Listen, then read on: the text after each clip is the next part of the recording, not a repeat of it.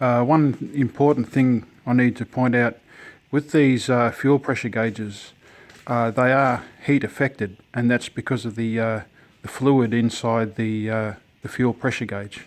Okay, so in other words, if your fuel pressure gauge is installed too close to the engine, the heat from the engine will give a false reading once the engine warms up and is hot. Okay, this one should be okay because it's a fair way away. It is under the hood though, but if you want an accurate reading with these fuel pressure gauges when the engine is hot, you need to drain the fluid out. There's a black plug. You just take that out, let the fluid out, and it'll give an accurate reading whether the engine's hot or cold. Okay, putting a fuel pressure gauge on a year 2000 Toyota Camry. I've been waiting close to a year and a half to put this fuel gauge on. I always have a battery gauge so I can check the health of the battery and the alternator.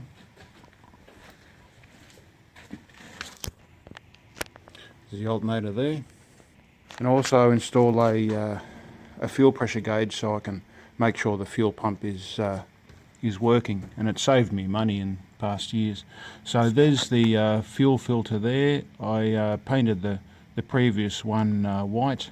I have to undo this bolt on top. That's the fuel pressure line. I chose not to cut the line and install a T-piece to have the fuel pressure gauge.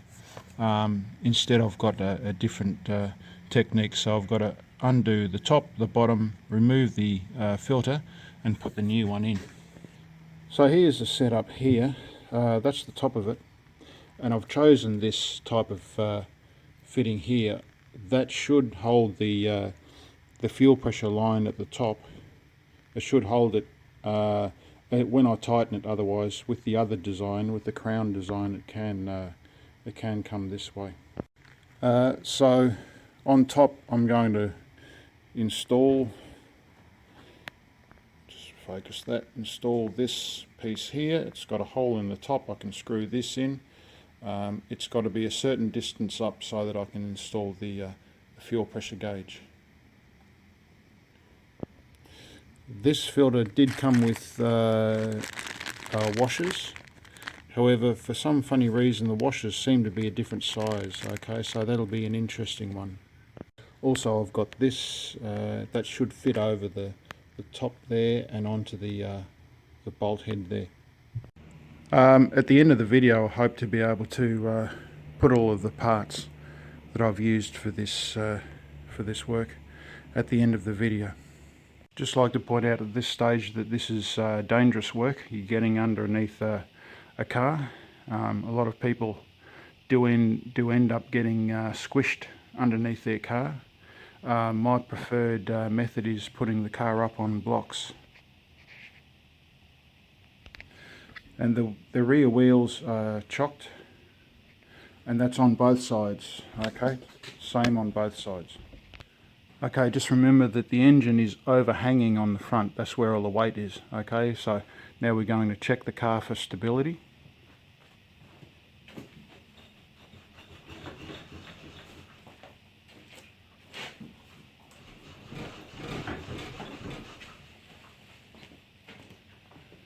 Okay, and for me personally, that's within reason. It's not ideal, but it's just okay. Okay, once again, there's the fuel filter. We have to remove that, and we'll put the fuel pressure gauge on it. Okay, so on top there's that bolt there, and underneath. So underneath, there it is there. That's the white fuel filter. Okay. So just have to reach across. The secret to doing this job is to remove the top of the air cleaner and the inlet duct, okay? And then that gives you tons of room to work. Okay, so that's what you do. You get a long 19mm spanner onto the underneath there. So that's what we're looking at. It's positioned like that, and we've got a 19mm spanner around that one there. Okay, I've just undone the bolt there with the 14mm spanner. Okay, so I've just got the top banjo bolt off, and been holding the fuel filter in place. So so there it is there, and don't forget there's a washer on the top and the bottom, so be careful of them. Okay, now we have to undo this little nut there, just right in there.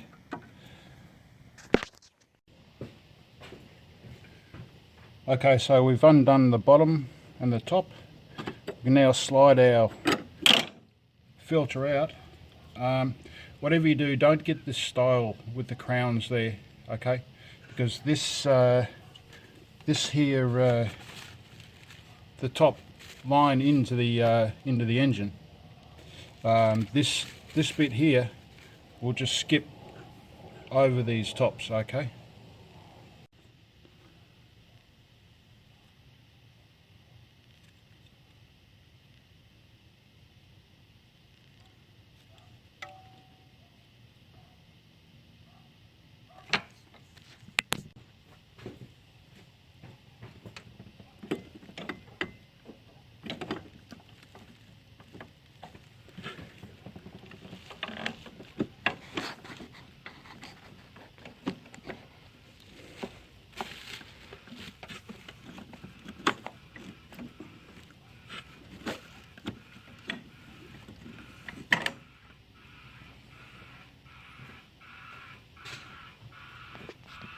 Okay, at this stage, the bottom here, the top, and the bracket has to be coordinated, as well as this gap here that the line sits in.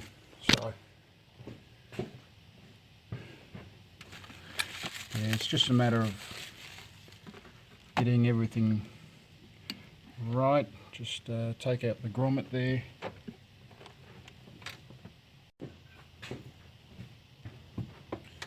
Okay, 2 washers. The washer kit was wrong. It only came with 1 washer that fit. The other one was too big and one was too small. I'm going to go with putting the old washer on top,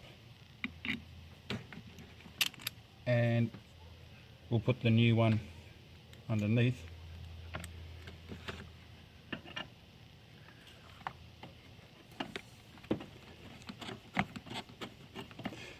Should really show there that there's some Teflon. That's the banjo bolt there. This is the new adapter for the fuel pressure gauge, and that's Teflon. I'll show you how to put the Teflon after. But whatever you do, don't allow any to get into the line. Okay. So that'll sit right over the adaptation there, and also the line's sitting in nicely in the holder there. So this is a much better design. Okay, that's now bottomed out.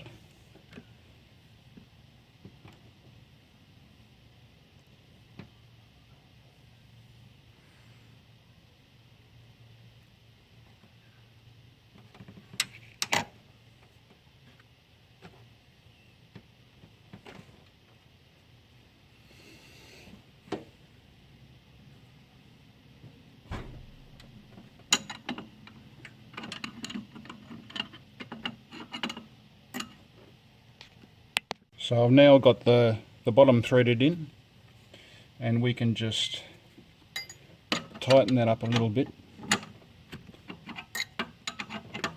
just until it's snug. Okay, so we're just tightening up the bracket now, and hopefully that'll be enough.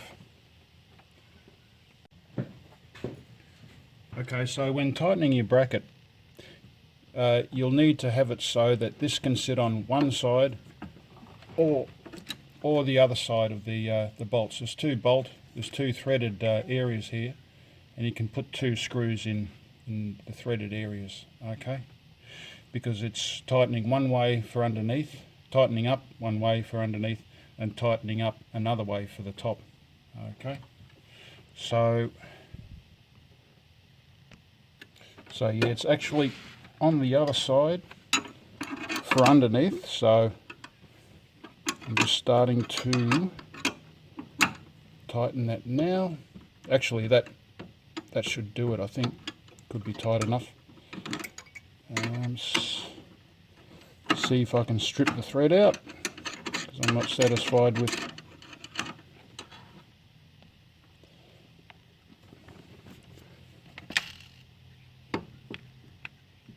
Okay, I don't want to overdo it, so that'll do that one. And for the top, it'll be that way. And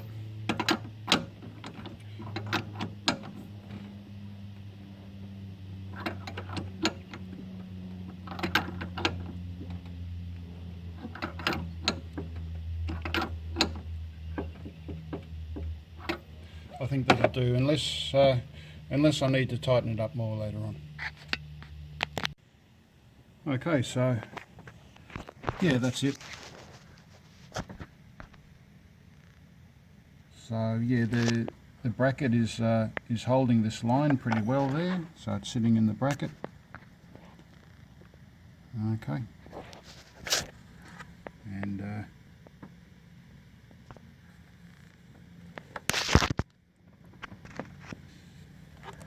so okay, so I've got the date. I actually wrote the date on the last one, so it's about a bit over a year old, and that's the design of the old one. So when doing this work, you don't have to jack the car up. The secret to it is secret to the work is removing the air filter top and the inlet, and then you got stacks of room. Okay, so this is plumber's tape. Okay, that is not going to focus. Oh, there we go. Teflon tape. Okay, you get it in a hardware shop. Okay, this is the thickest Teflon tape. So we're going to work out which way it'll go in. So it's going to wind in that way, so we don't want to front on it that way. Okay. So if we go in this direction, when we break it off, it'll be here on the front. So we'll put it on the other way. Okay. And you need to put about four winds on it, just until the thread's covered. Okay. So I'd say that's more than enough. So now it takes me a bit of time because I do have to focus it. The brake, or the end of it, is there. So we're going to turn it in this way, and it's not going to peel off. Okay, so let's do it.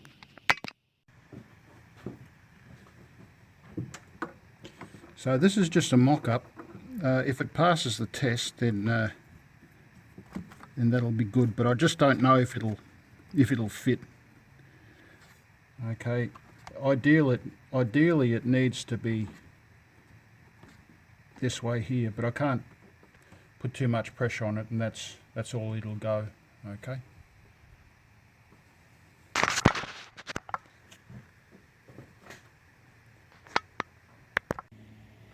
Okay. Well, you know, it looks pretty good. There's enough room there. Okay.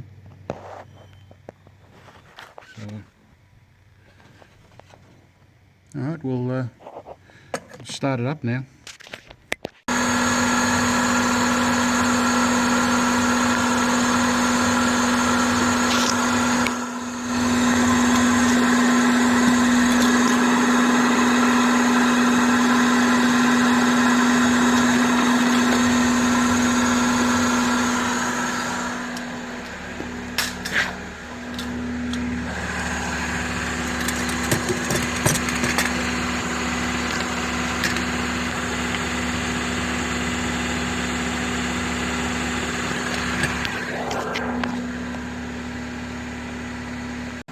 Okay, well, it's looking like a success. When I first started it up, it did misfire a few times, but that would have been due to the air in the system. Okay, so hey, that's terrific, and we know that good fuel pressure for 2.2 Toyota Camry is 45 psi.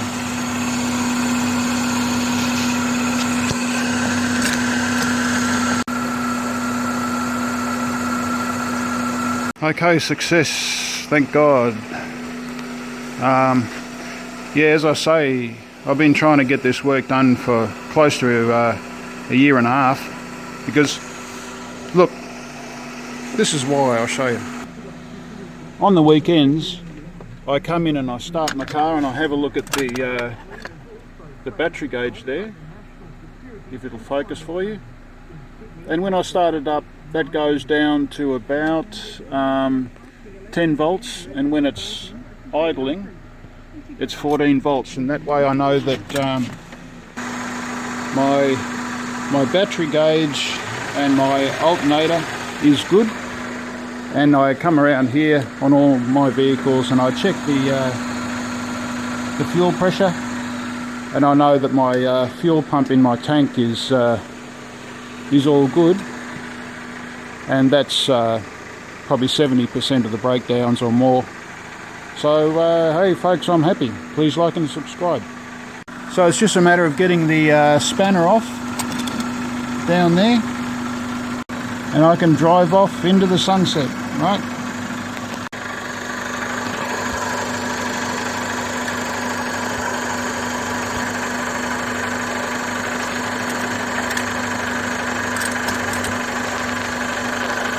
So I check for leaks and take it for a test drive, and should be good. Good opportunity to put to replace your filter. Don't forget to put the oxygen sensor or the airflow sensor back in. While I was letting the car down off the jacks, this collapsed. Okay, now if that had happened when I was under the car, I'd be dead now. Alright, so that's why you don't rely on jacks to support the car while you're working under them. Okay, there's the banjo bolt, and that's on Amazon, and that's the extender, that's on eBay.